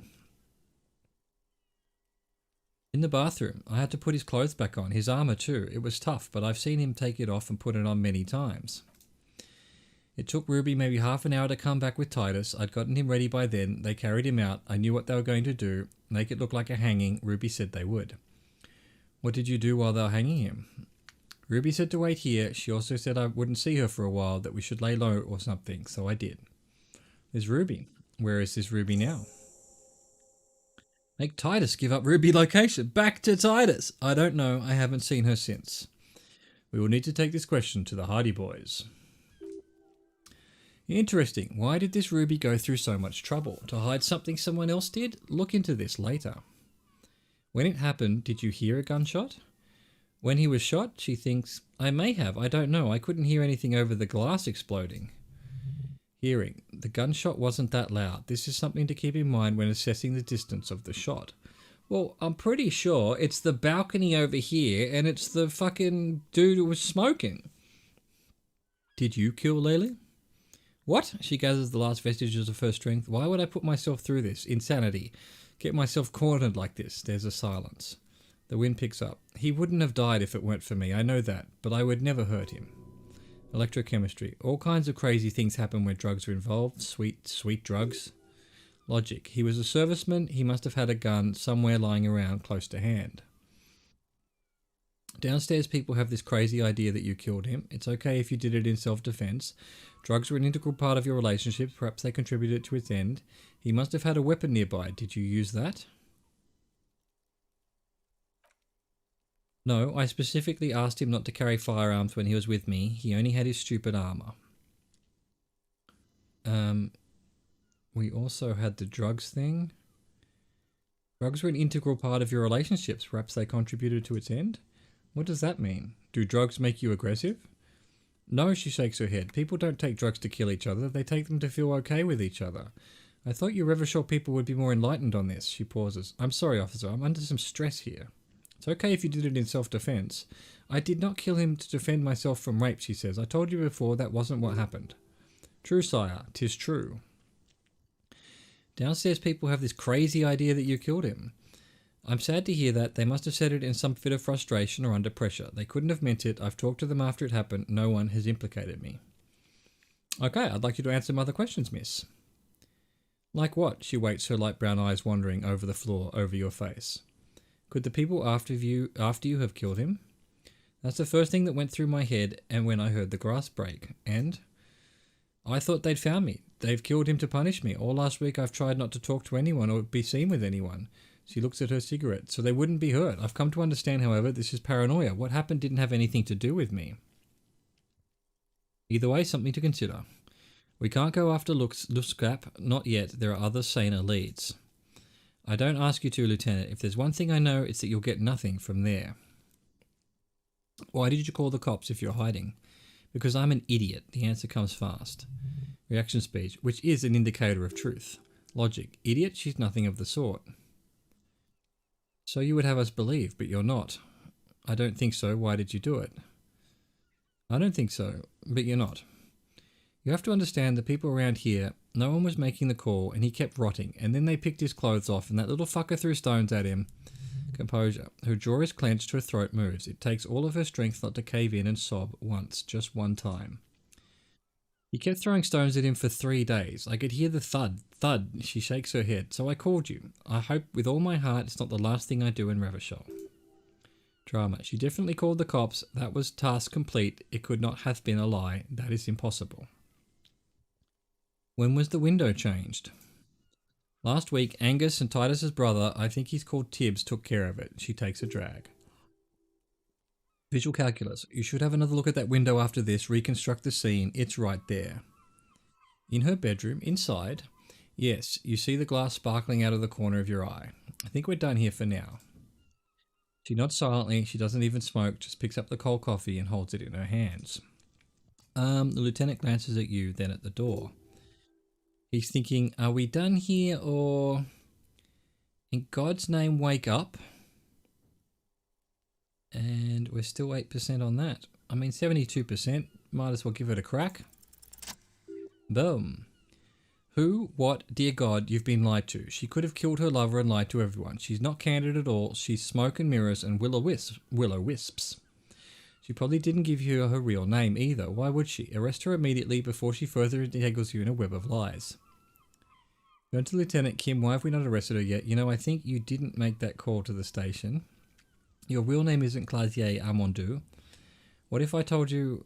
Why would I want to arrest her?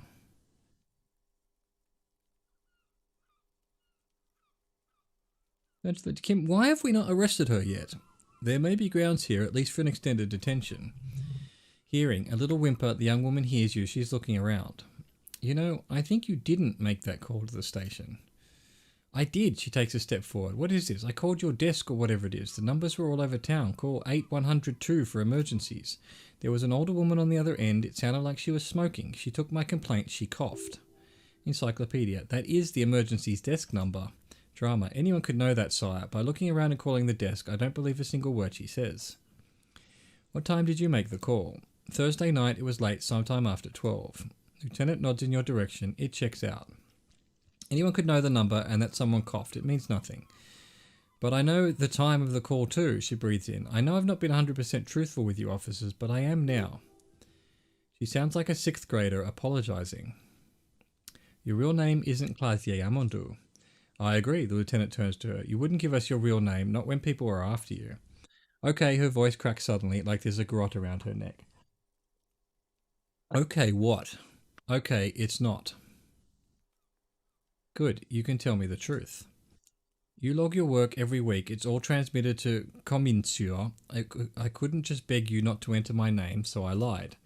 Like I lied before, like I did at LCSB, I have to lie all the time. She looks at her hands, her fingernails are chip white. I'm so tired of it.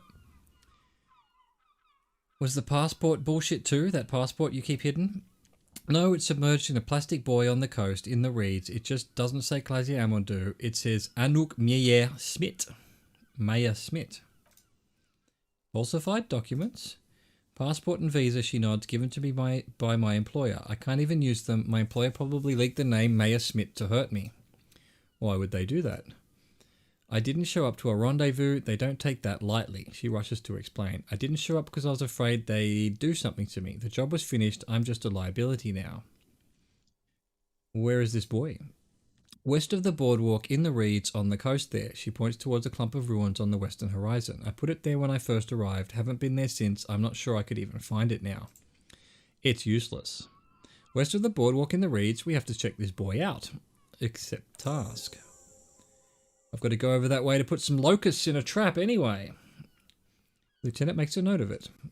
You're welcome to it. It's in the reeds northwest of here, past a broken sewage pipe. Right near the waterline. I was looking for a sewage pipe to find some anorak, wasn't I? Tell me your real name. It's Katarzyne Alaziye. Alaziye? The smile on her face is timid, almost painfully so. It's a grad name. Zimsk or Udograd in origin, not Occidental at all. Smells of motor oil, taiga, economic desolation, and rock music-infused alcoholism. It also makes Clasier almost an alacronym for Katarzyne Alaziye. Wait, Clasier is an abbreviation of Katarina Lazier? Hold on, Katarina Lazier is not an easy name, is it? Wait, Clasier is an abbreviation of Katarina Lazier? She nods. It was a sentimental thing. I wanted to be more me here this time, so I used my nickname. A nickname? Who gave you this nickname, Clasier? Who gave it to you? A teenage boy 1,000,000 years ago.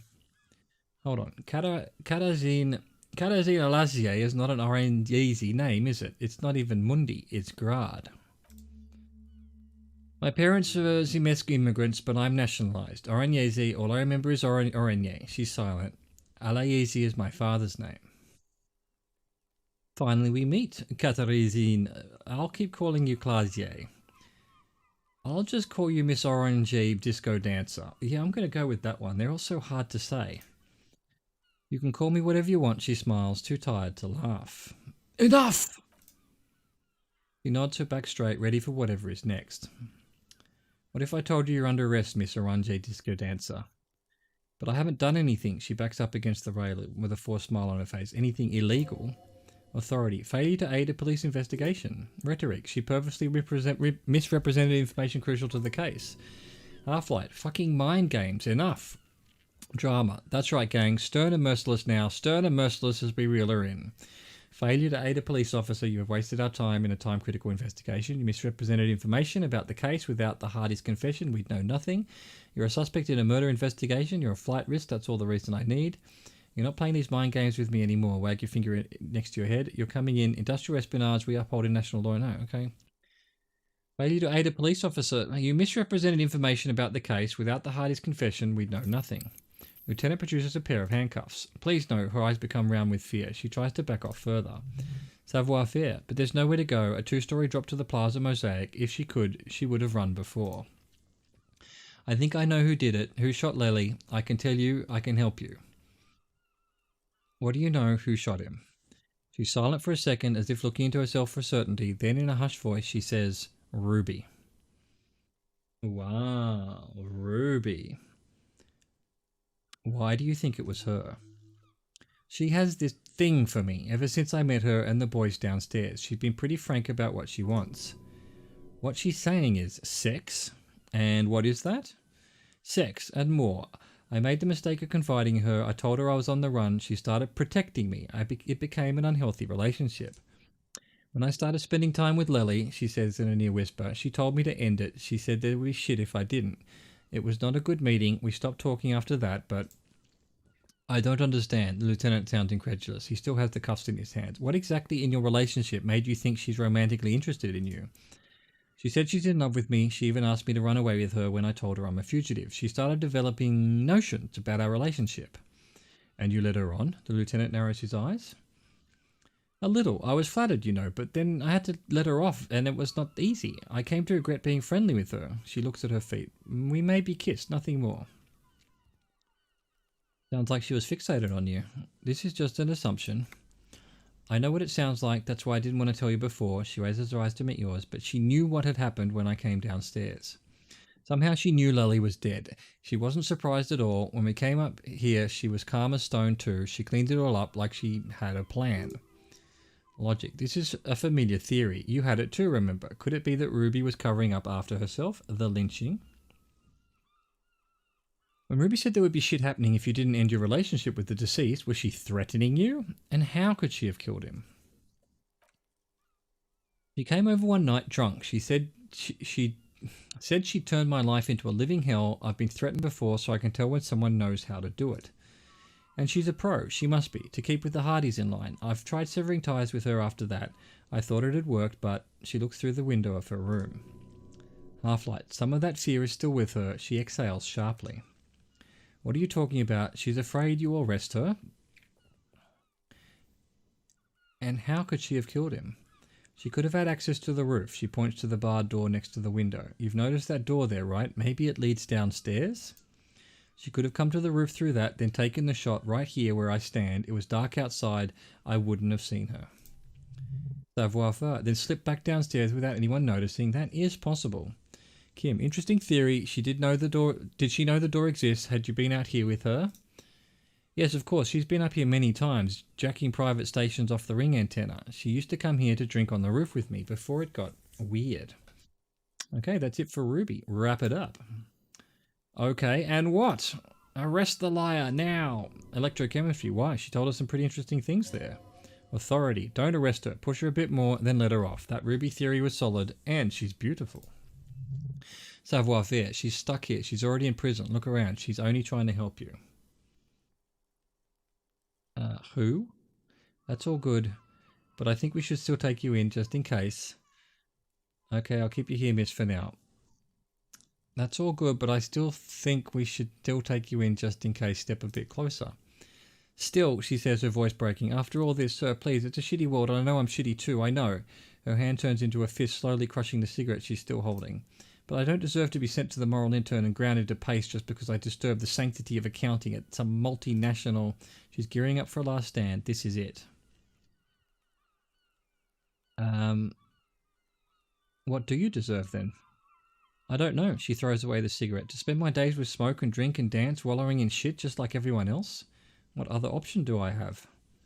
You have those station calls, right? Where I have to show up at the station or I'll become a fugitive? You can write me one. You don't have to take me in right now. I promise I won't go out anymore at night. I'll be right here. I know you can do that. Just let me come in on my own in 2 months or maybe even 1 month. That's all I need. You do have the form. He looks at your ledger. By God, she's playing him too. Like a fiddle, sire. Who would have known? What will have changed in 2 months or 1 month? Everything could change, she looks around. This city, the extradition rules, the people after me could be in jail, or maybe Revachol, she falls silent.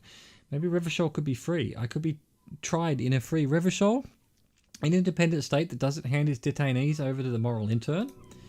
Shivers. A free Revachol. There is a low distant rumble on the motor track, a great machine shaking the pillars down south. Electricity runs up your spine. Kim, I find that hard to believe, miss. The handcuffs jingle in his hands. What was that feeling? It's coming. I do like the sound of that. Another Revachol. Free. Independent.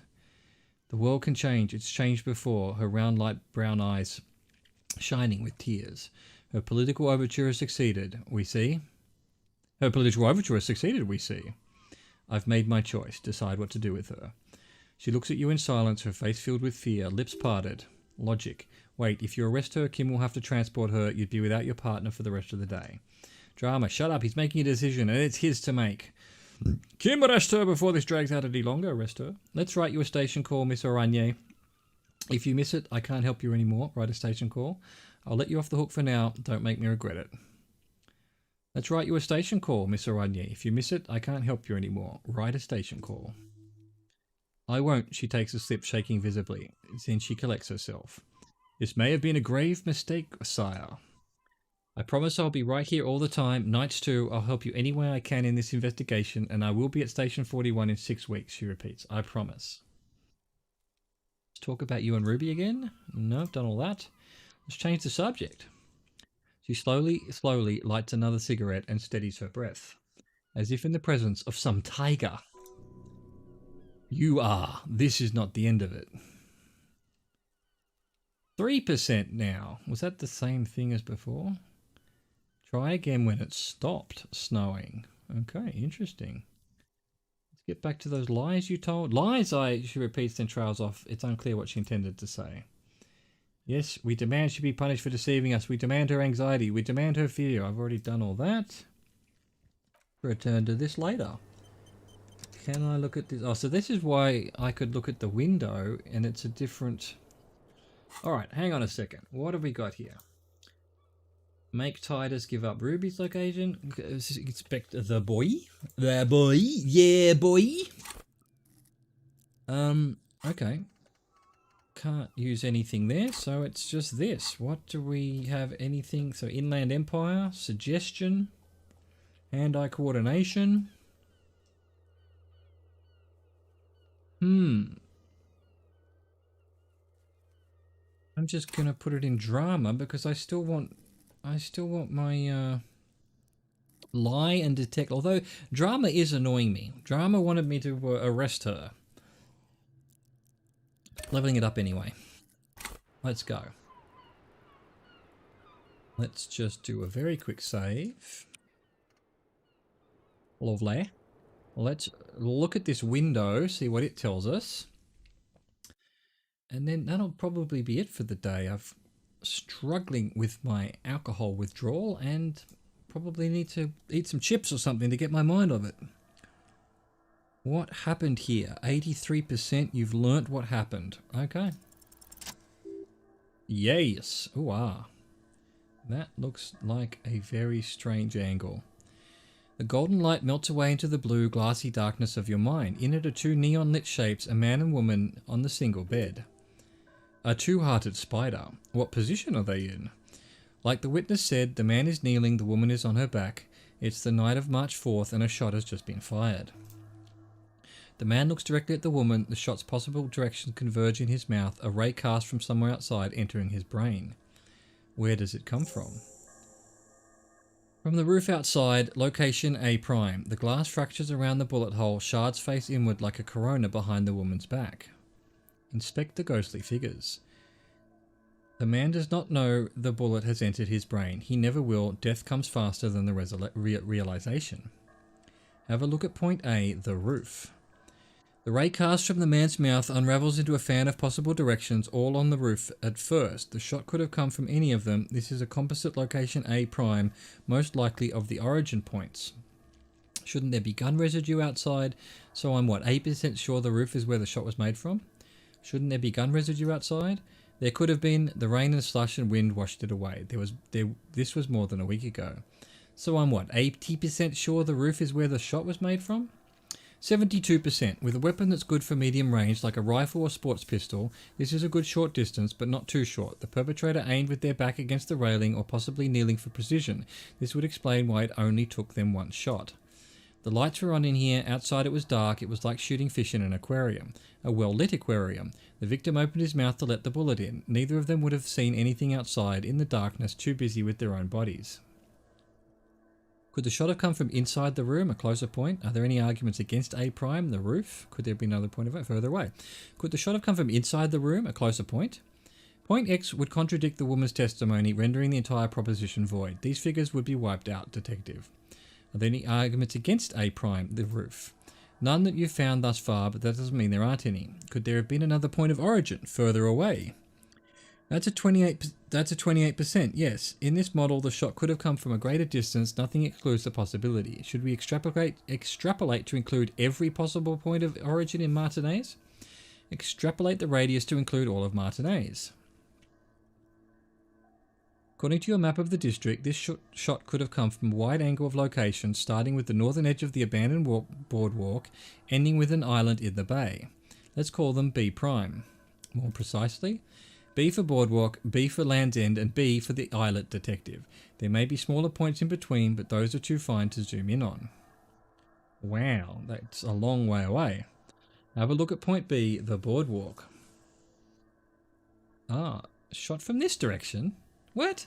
It would have to have gone through the glass. 700 meters away, the likeliest of these B positions 20% chance. A skilled sniper could have made the shot provided he had a safe sniper's nest. Even with the light on inside, we're talking military training. At that distance, the perpetrator would have had to take wind direction into account. Point B, Land's End. So boardwalk, I see, and that's the radio antenna that's there, 1.2 kilometers away.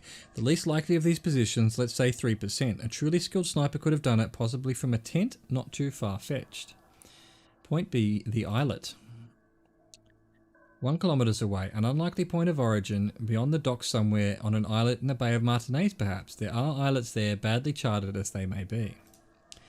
The shot would have been a small miracle, 5% likelihood. There is an extremely narrow field of view from the bay to the window between Rue Saint-Ghislain 10 and 33A. The angle would have been extreme and access to the islet is questionable. Kim, do you think the shot could have come from further than the roof in Martinez? From where precisely? Let's say B prime, B double prime, or B triple prime, the islet. I see you've given this a lot of thought, he remarks, raising an eyebrow. Are those locations you've singled out in addition to the roof? And what is the likelihood, in your opinion, that it came from a further distance? I'm just being thorough. Okay, well, we should see if there is a gunshot residue or sniper nest if we go down the coast. Rule these spots out one by one. It would be the diligent thing to do. Until then, personally, I'm going to go with the roof version. A simple hypothesis can be wrong, but it's something to build on. Blink, leave. Oh, okay. So, check Land's End, boardwalk, and island. Interesting. Well, we've just ticking over to 2 hours just now, so this feels like a good spot to leave. I've got to go look at the boy. I've got to talk to Titus. We've got this petanque. There's just a heap of shit to do. Shit needs to be done. So, well, that will be for the future. Thank you for watching. Au revoir. Goodbye.